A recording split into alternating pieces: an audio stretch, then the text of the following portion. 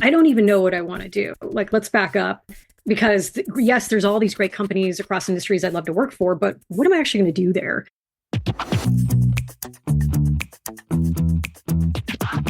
This is the Happen to Your Career podcast with Scott Anthony Barlow. We help you stop doing work that doesn't fit you, figure out what does, and make it happen. We help you define the work that is unapologetically you and then go get it. If you feel like you were meant for more and you're ready to make a change, keep listening. Here's Scott. Here's Scott. Here's Scott. What happens when you're in the place where you want something different and you know that for sure, but what else could you do in your career? What else is even out there? Or how could you find out? We hear this dilemma from people all the time. We call it the restaurant with no menus. You're ready to leap into the job market. You want to find something that fits you better. There's so many possibilities, but where is the list of jobs to choose from? Wait, there isn't one. The possibilities are endless. Cue an existential career crisis. But wait, before you spiral, I want you to listen to this episode. Caity was in the same place that you might find yourself, and she found a career that she didn't even know existed that turns out was a perfect match for her. I just got really excited. I didn't even know this was a dedicated field that people did. And I knew this was something for me because I got excited. And it was the first role and area and field that I had felt for the first time in a really long time excited about something. That's Caity Noonan. Caity was a successful VP of marketing in the tech world. Her career was going great, but she began to realize she was no longer excited by her work and knew she needed a change. She took the time to explore her strengths, her passions, what she was excited about. She really dug into the questions of what's next. Eventually, her self-discovery combined with extensive research led her to discover change management, which is an area that she didn't even know existed, and ultimately realized that this could be the perfect match for her.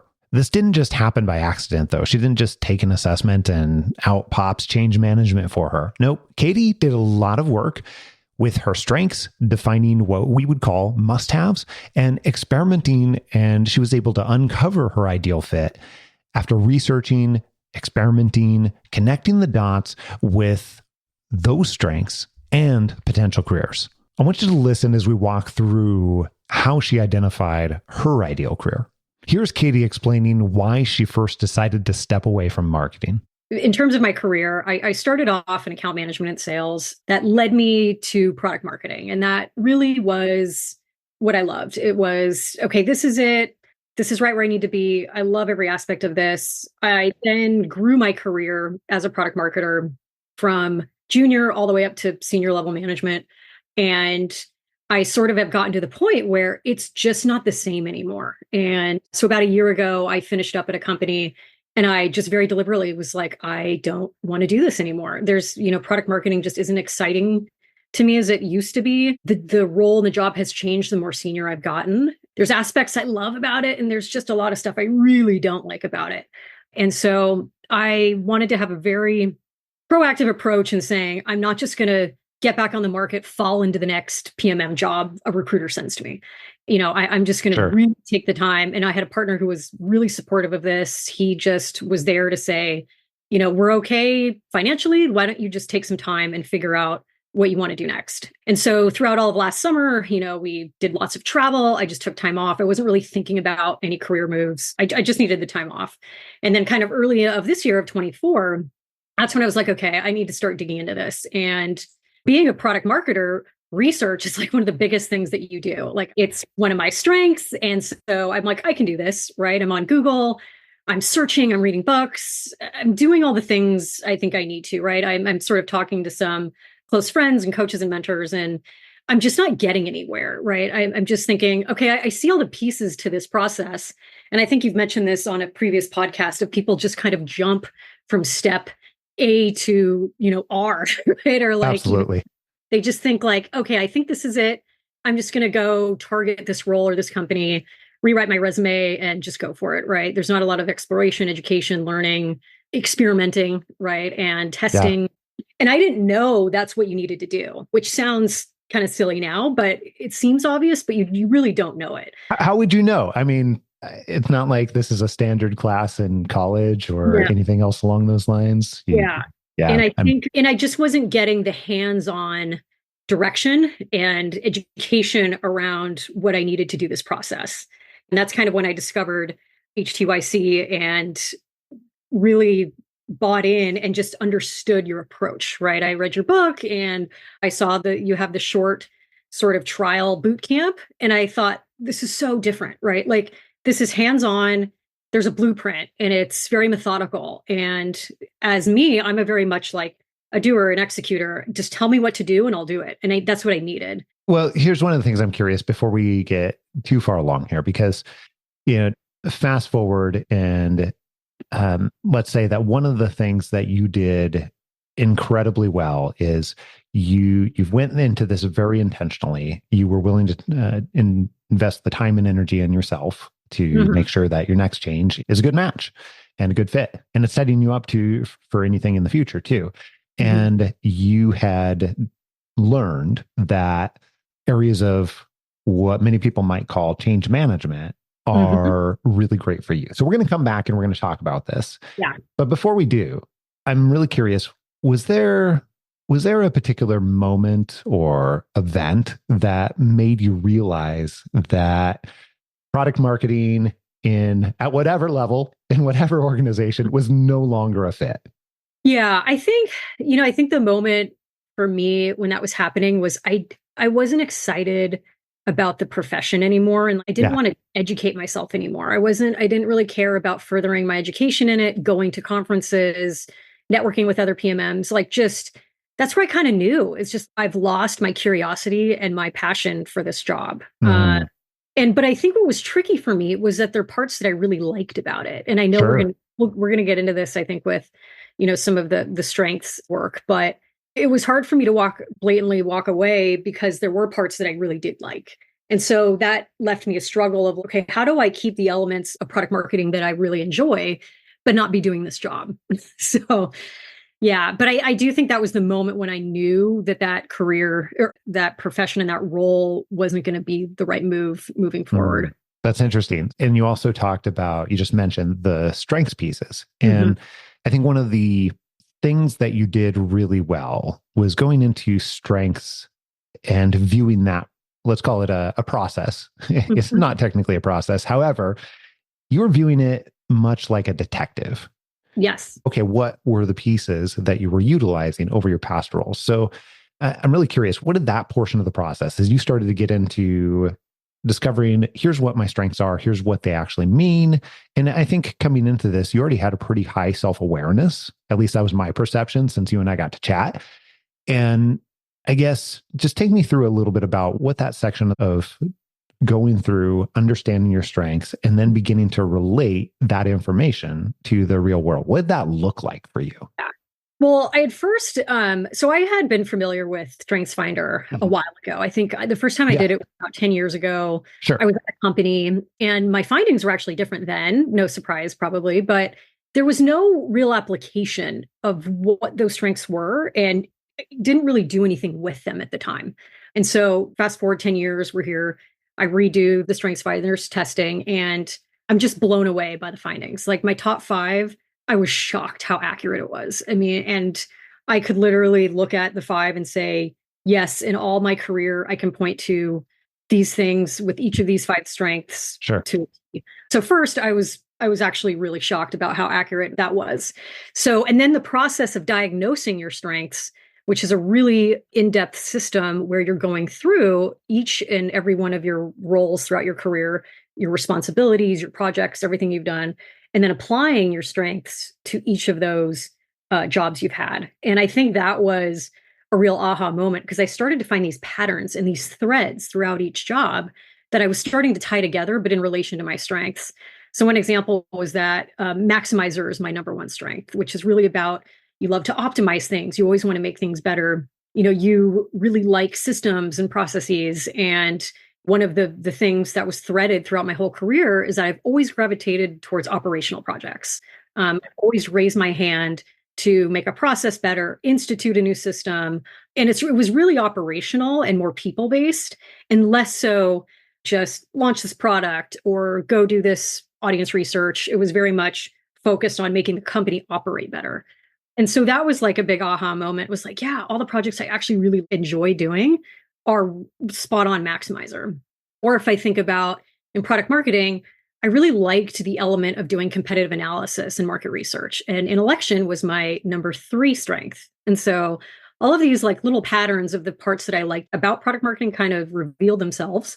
But also part of that work in looking at your past roles and responsibilities is figuring out what you didn't like to do. And I know this is a great exercise with the grid where you really have to force yourself to plot your strengths of what you like, what you don't like so much, what you're good at, but you don't want to be doing, right? So you have these sort of different buckets. And I think that sort of forcing function to really look at everything you've done in your past roles and really think about, were you reluctant to do it? Did you raise your hand to do it? Did it give you energy? Did it drain you? I really had to think back through that whole each role I ever had doing that diagnosis. So I spent a lot of work on that. And that's when things started to emerge to me around the power of strengths, of finding your top 5 strengths. That's awesome. And I want to ask you about the work that you did. You said, I spent a lot of work. So first of all, just help me understand, what kind of time frame was this for you? Was this, a couple hours in a day? Was this spread over months?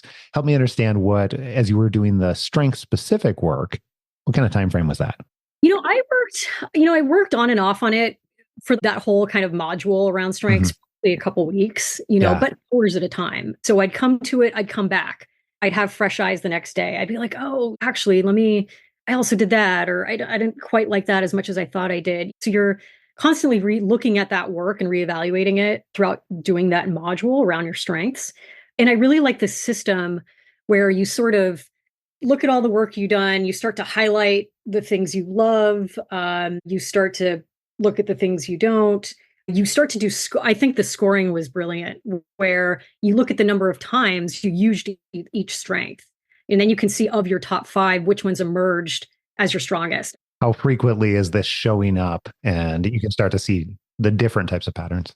Yeah. Whereas like 3 of mine were pretty well, in the same range, and 2 were a little bit lower down. But it was just sort of interesting to take more of a kind of such a fine-tooth comb and applying your strengths to your career. And I had never done that. I didn't even think to do that on my own. I never would have. So I think a lot of people I found are surprised about how this tends to work. I think many people that I've interacted with over the years sort of have the perception that, hey, I'm going to go take an assessment, or we're going to do this exercise, and then a few hours later, I'm going to have an absolute understanding of all my signature strengths and everything that goes with it. And then we're going to be able to talk about what this means. Am I going to be a beekeeper in Zimbabwe, or am I going to do something else?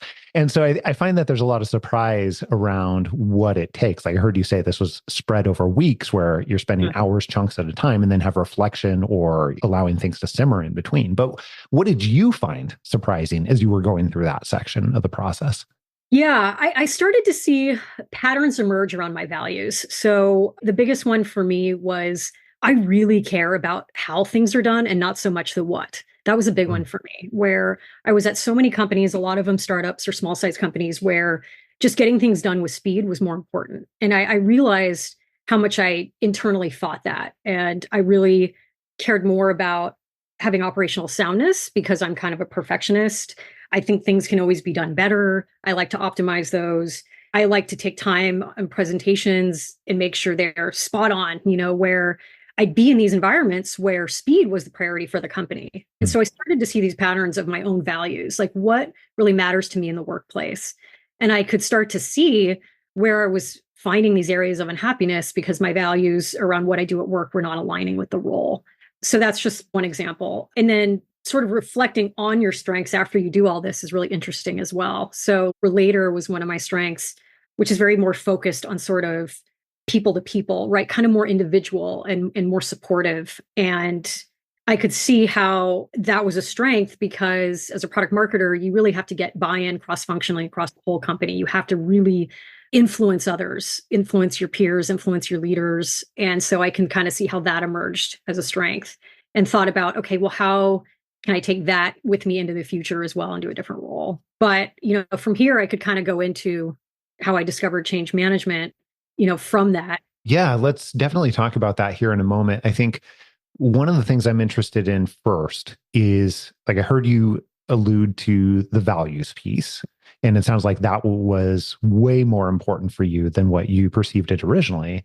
Yes. What I'm also curious about is if we talk in terms of what we would call an ideal career profile. And for context, obviously that's a tool that we use. And here at Happen to Your Career, and where we can begin to, on paper, on purpose, define, what a profile of the most important elements, whether it's values driven or anything else, and what you need. And then that allows us to be able to start relating that to the real world. But here's what I'm curious about for you. What were some of the examples of the must-haves that you identified for your ideal career profile, and why were those so important to you? Yeah. Yeah, it's funny because the ICP work, ideal career profile, it's sort of this other sort of parallel path, right? Yeah. That's happening at the same time as the strength. I know you like to use the puzzle analogy, which I think is great, of like, sort of have your edges pieces, right? Your sort of anchors. I sort of see the ICP as the sort of macro view of what your career should be and what those, not constraints, but directives look like. And so for me, the ICP was so helpful because I actually went through a lot of reprioritization. I think the prioritization of the ICP is super important. Like to begin with, I had finances pretty far down on the list. I was just like, I just want to be happy and work-life balance, and I have to love my job, and, a very kind of not as a practical view. But then when it came to doing a budgeting exercise where, okay, what do I absolutely need minimum to stay where I live in the Bay Area, which is a high cost of living. We aren't moving, so that kind of eliminates certain things. To just maintain a lifestyle of travel is really important for us, and doing all the things we love doing and our hobbies. So I really had to actually think about that first, right? And so where I had finances kind of further down on my ideal career profile, it quickly kind of got bumped up. I think it was at like a number 6, it then became a number 3. But for me, my sort of real prioritize, like my 1 and 2 was really around health and wellness and work-life balance. So, those were really important for me. I didn't want to be on the road commuting every morning and every night. That's important for me. It's important for my health. So that was a real big one. So finding a job where it's not going to require 5 days in office. And the budgeting process also helped me sort of narrow down the fact that I can't go be a travel agent or go work in a nonprofit for animal conservation. There's just certain things that I'd thought about at the very beginning, this really wide scope of all these fun things I could be doing. It kind of got more narrow. It was like, okay, I have to stay in kind of a corporate job or corporate environment, which is fine because all these other things in my life matter and they're important. They come first. And so that was a really kind of, not a forcing function, but it's almost like a nice reality check, but it helps you understand. Yeah. It's a funnel, and it starts to get smaller and smaller, and you get more clarity the more you start really forcing yourself to prioritize what matters in your life. So I think that, and then combined with the strengths. So here I was kind of on the ICP side. I was like, okay, I know sort of what I want my daily life to look like. I want to be able to work out potentially during the day, be out in nature as much as possible, and be able to go into an office a couple of days a week. I'm totally fine to get on a plane and travel at least once a month. So I had kind of all these, it kind of probably needs to be in a corporate job with this minimum budget. And then over here on the strength side, I'm starting to figure out what makes sense in the actual role in the company. And so you kind of combine those two together at the same time, and the whole picture starts to come into view a little bit better. Interesting that you used finance as an example. Mm-hmm. I tend to take the view on finances that if we're talking about money is a tool, and ultimately money helps you build the type of life that you want to build, right? So then what I hear you saying is that you're looking at, okay, what is the type of life that I want to continue to live, and what do I want to build, and how much does that cost? And then it sounds like that's influencing where that falls in priority, because to accomplish the type of work that you want to do within the scope of the life that you want to build, then there's certain financial costs that go along with that. So really nice job on that. And then I think one of the things I'm really interested in here is you did all this work to create that ideal career profile, and it helped you begin to make clear what those priorities were and are. Can you walk us through a little bit how you combined your strengths, your insights from the ICP, and began to articulate what created or what would create an ideal career for you? Yeah. And I'd say first, like what was also before I landed on my target role, which is change management, I also was considering the travel industry and being a travel agent because I absolutely love planning trips in my free time. It's one of my most exciting hobbies that I absolutely love doing. And I thought what a career could look like in this. And I sort of, went down that path and explored that with my career coach. Totally different, right? Just to see what could this look like. Yes. And it was requirements that just weren't going to match my ICP. And that meant working really hard hours and slogging if you're going to start your own business as a travel agent, or the budget requirements just wouldn't have been met, right? It would have required some other major life change. But so that's just one example of how I did go down another path, exploratory, mapped it against the ICP, and had to go in a different direction. But well, hold on. Can I ask you about that? Yeah, I think please. that's such a great example. And I think sometimes when people hear those stories about, hey, I pursued this and decided it wasn't quite for me, I think it's really easy for people to understand that. But also on the flip side of that, when people are going through that themselves, I think sometimes the tendency is to get all the way to the end of that exploration and say, oh, now I have to start over. This thing I thought I was interested in is not actually, not actually something that is going to fit in one way or another. And it sometimes when you're in the thick of it, feels like you're being set back. Not for everybody. And it also depends on how you're looking at it and how many things you're pursuing at the same time. But what was that like for you? And what did you perceive as the benefits to finding out that didn't work? Right. Well, first I'll say I'm so glad I did this during the program, because before the program, I started exploring being a travel agent on my own. And I saw this program and it's going to cost X dollars, sign up now. And I got so close to just launching into it. Right. And saying, this is what I want to do, without having stopped, evaluated, understood the roles within the industry. Being a travel agent. Any sort of networking, experiments, talking to the right people. And that's actually where it came to where I figured out it wasn't going to work. I think, I was able to make a few critical connections of people I didn't know who have recently either become agents or were new to the field, or people have been in the business for 30 years and found out a lot of things I would have not known otherwise, of just, it's extremely difficult to get your business started. It takes a lot of, self-promotion and business promotion. A lot of the stuff in marketing, I knew I didn't want to be doing, looking over at my strengths, right? Like going over there and seeing, okay, it's actually a lot of this job that's not quite what I want to do. The part that I loved doing was the planning. And so then I was trying to figure out, is there a role within the travel industry that is just the planning piece? And the role I didn't find that the role exists in the space that I wanted it to. So I think there was this discovery that the piece that I love doing so much about travel doesn't exist in a profession unto itself that would have paid for a full-time job, that would have sustained my lifestyle. So, but it made me feel so relieved that I did the work. Because had I not figured that out, I always would have been thinking in the back of my head, oh, I should go do this. Or why didn't I pursue this one thing? Like, and I'm years so later. glad. Yeah. And I did all the work and education required to be able to rule that out and feel good about it. Like feel no hesitation that this isn't right not only is it not right for me, but it could actually also hinder my hobby, right? I also don't want to hate travel planning because I'm doing it day in and day out in a role that isn't quite the one I want. So I also had to weigh that against it too. Is do you kind of want to be doing this 8 to 10 hours a day and you're not going to have any room to do it on your own when you love it so much, right? So that was kind of interesting discovery. So I think that's really cool what you're talking about, because it sounds like in doing that work, not only did you reach a more effective approach where you're like, yeah, I shouldn't spend any more time or money or effort on this, but at the same time, it made you feel better about the decision that you're making. Absolutely. And what you're choosing to not pursue, as well as what you are choosing to pursue. So how then how did you lead towards change management? Take me through like what were all the parts and pieces that happened along the way where you get to the point where you're like, yeah, definitely want to dive further into change management. How'd that happen?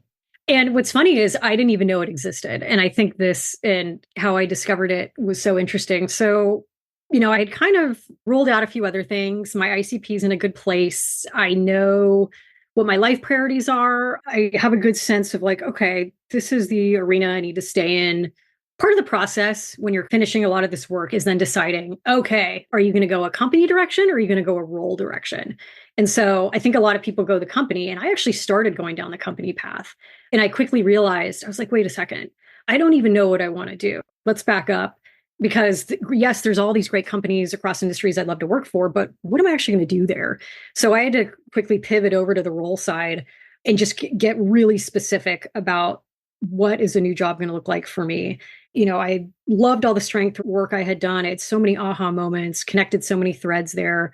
And then I just started doing a little bit of research. I took all my 5 top strengths, started saying like, doing some online research around like what are professions, studies, education around people who have these signature strengths. And, I did a little bit of AI plugging just to see what would pop out there. And I landed on discovering organizational psychology, which I didn't even know what that was. And I was like, ooh, this sounds really interesting. And it's the first thing that popped up that I was actually excited about. And so from organizational psychology, I started to learn a bit more about the people side of how companies are organized and how they go through transformations. Then I sort of from there discovered change management, which also kind of popped up in that whole space. And I thought, whoa, what is that? And I remember one of my last jobs a couple companies ago, I had done a 2-day seminar from HR around change management and not really knowing that that was an actual profession. It was more just change. Like how can employees go through change, adopt change? And I was very fascinated at the time about that. I was really into it because I had been through so much change throughout the course of my career. Small companies, I've been through 3 acquisitions at 3 different companies. Change has been a constant and really every place I've been. And so I just got really excited. I didn't even know this was a field that people did. And I knew this was something for me because I got excited. And like it was the first role and area and field that I had felt for the first time in a really long time excited about something in a corporate space, right? Like a role still within a corporate environment, business environment that I was excited to explore because I was looking at other kind of adjacent fields, right? There's project management. I had done tons of project management throughout my product marketing career. Okay, that's kind of an option, but I wasn't super excited about it. It's very executional. I had done a lot of that already.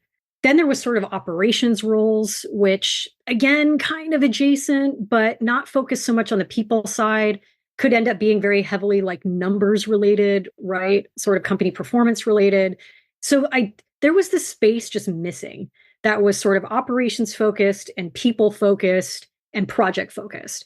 And change management, as I discovered, is sort of like the role that takes all 3 of those into one space. And so I just kind of randomly discovered that. And then I just started looking into it. I jumped on LinkedIn. I just watched a couple really quick courses just to quickly familiarize myself with it. I landed on some of the sort of industry de facto companies that are the standard, the change management. Absolutely. Training standards, the ACMP, the industry's body, right? The main kind of body and everything. So I just started going on there and learning about the whole field, the different roles in the space. Yeah. And so that's kind of how I discovered it and really what kicked off my decision to have that be my target role. So I'm curious then, as you were doing some of that research, what are some of the examples of where you were getting that feedback that caused you to reinforce that, hey, this is actually a direction that I should go?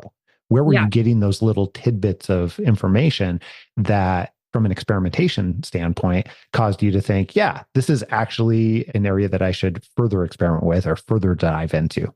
Yeah, I think there's a couple things. I think one of them was the more I was reading about the role, the types of projects, who you work with, kind of the wide scope of it, right? So you could work in change management everywhere from a major firm like Accenture, Deloitte, all the way down to a small firm that specializes it, all the way down to a tech company that has an in-house change management team. So first, there was like a lot of variation and scope.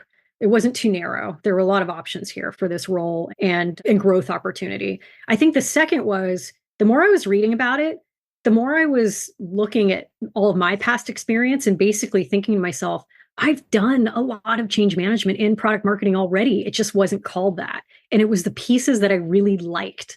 So, for example, at some of the small companies I worked at, because we were really small and startups, product marketing, because it's such a cross-functional role, I was often assigned to do these big sort of company-wide change projects, which is everything from like new processes, an entirely new hire training curriculum, or designing new deal review systems, like all of these things that I loved doing and I didn't know at the time could actually be considered change management projects more formally.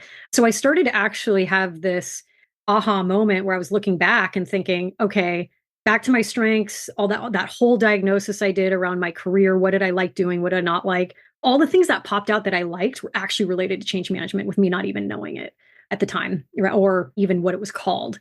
That could fall into that bucket. So that was sort of kind of one internal aha moment, the more I was learning about the field. And then also just going and like starting to read JDs. I was like, okay, what do these jobs really look like? Right. Like everywhere from a junior level through to like, a senior consultant level. And I think what I liked about that the most was nothing put me off. Nothing like was like, ooh, oh, I don't know about that. I don't like doing that. Not one thing sort of stuck out as being like, I'm going to be resistant to having to do that. And that's not to say that this field doesn't come with its challenges. I mean, change for human beings is one of the hardest things to do and to work through. Going to be challenging. Absolutely. It's very hard. Yes. And knowing that too didn't put me off either. And I think that was like a huge sign. And then I don't know if we want to get into it yet, but then when I started to do the networking piece around finding people who were in change management in the field, either new to it, been in it 20 years, with all those conversations, nothing really put me off. But here's the part I think that's fascinating about not just doing work more intentionally, but living life more intentionally, is I think that almost everybody, I shouldn't say everybody, that's a lot of people believe that you're going to be able to shortcut this process. Like I should just be able to do a couple of assessments or whatever else. And then I should be able to go look at job descriptions, and then I'm going to have the results like you just talked about. Like I'm reading through the job description, and not only is nothing putting me off, but at the same time, I'm excited about a great chunk of it. And that doesn't just happen by accident. Right. There's a reason that it is a stereotype now that when you look at job descriptions, everything sounds just terrible for the most part. Yeah. Yeah. And it's unfortunate. Yeah. Yeah. It's a very deliberate process. And I think one thing is I wouldn't have even known to look for those JDs had I not even known this field existed, which is needle in a haystack, right? To even start. Right. And yeah. So that was a big part of it. And there was so much work that went into that. Right. And yeah. Just a moment ago, you mentioned as you started to talk with actual people that are in this industry, this type of profession, occupation, they're actively fulfilling these roles or have, what were some of the realizations that further reinforced for you that this is actually an area that I'm wanting to make a move into? Yeah. I would say one of the first big discoveries was targeting, if I wanted to go into change management on the consulting side. So you're kind of you're an outside company firm, come in, you help a business go through change, or you go in-house to a change management team that might be at a big company that can afford, they actually know change management, they're growing it as part of their org. And so I started to figure out, okay, within this industry or within this field, which direction do I need to go? And I needed to start targeting that even further down. And I landed on the consultant side only because I liked this idea that I could then be exposed to multiple industries, multiple companies over the course of my career, being able to work with different clients. And, having been at tech companies for pretty much the last 20 years, this would be like a nice change, right? Like, yeah, change. But like for me, just a very different experience to say, and I've never been on the consultant side. So that kind of got me excited to just hear people who I talked to who worked more on the consultant side about, how they get to meet with different clients, they get different challenges, they work on different programs. And importantly, the change is very readily probably more bought into if the company's paying for an outside firm to come in. So that was important because I know one of the struggles can often be adoption of the leadership with change. So that can be trickier. So I think the consultant side was the direction I went in. I was getting more reaffirmed by the people who I was talking to on that side than on the in-house side. And and then just looking at kind of the growth path people have had in this field. And, what was really interesting is when I asked them their challenges, what they've come up against, nothing really scared me. It wasn't like, oh, I'm going to have to deal with this like I did in my product marketing career, right? I think I was nervous that it was going to be too close to what I was doing before, where I was going to start to pedal back or have some anxiety about making this decision of this role. But I'd never had that, which I think was important. Very cool. That's really cool. Anything else that your perspective has changed on through the course of doing this work for yourself? Yeah, I think also just there's so much more self-awareness after this, right? I feel so much better about walking away from certain things that, I had to choose, right? Like what things in my life are most important to me. And it's self-reflection. There's so much self-reflection. It's amazing. And stuff you wouldn't know to do this yourself. Just the amount of work, the prompts, the writing, the discoveries that come through that writing and seeing it on paper is huge. Just saying like, I wrote that X is more important than Y. Okay, well, what does that mean? That means I can't go do this job over here. And I'm okay with that. Because, I went into this process thinking everything was on the table, right? Like, oh yeah, I want to work with animals. I want to go plan trips. I can do anything. Yeah, it was which is sort of true. Wide. Yeah, but this helped me be okay with coming back to being in a professional corporate job. It was so great to make me feel great about it and know why I'm still in this space. And it actually shows the things that are most important to me in my life. So yeah. That's really cool. The big learning moments for me.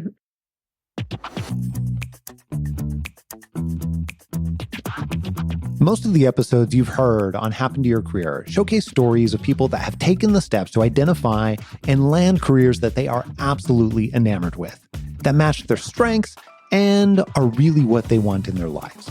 If that's something that you're ready to begin taking steps towards, that's awesome. And we want to figure out how we can help. So here's what I would suggest. Take the next 5 seconds to open up your email app and email me directly. I'm going to give you my personal email address, scott@happentoyourcareer.com. Just email me and put conversation in the subject line. And when you do that, I'll introduce you to someone on our team who can have a super informal conversation with, and we'll figure out the very best type of help for you, whatever that looks like, and the very best way that we can support you to make it happen. So send me an email right now with conversation in the subject line. Here's a sneak peek into what we have coming up in store for you next week. I talk a lot about being versus doing. Our society really emphasizes the doing. Here's what I want to achieve. Here's the impact. Do more with less, just profit, all of this stuff. And it doesn't think about who do I want to be when I'm doing it? Have you ever accomplished one of your goals or reached what maybe was the pinnacle of success only to feel overwhelmed and unfulfilled? Whether that was climbing up the corporate ladder, maybe even making it to the top, only to look around and wonder, is this it? Is this all there is? The truth is, there is such a thing as fulfilling work, but it's likely not where you've been looking. So if you've ever felt like a cog in a corporate machine and questioned whether there's more to life than just climbing higher, you're not going to want to miss this episode. All that and plenty more next week right here on Happen to Your Career. Make sure that you don't miss it. And if you haven't already, click subscribe on your podcast player so that you can download this podcast in your sleep and you get it automatically, even the bonus episodes. Every single week, sometimes multiple times a week. Until next week, adios. I'm out.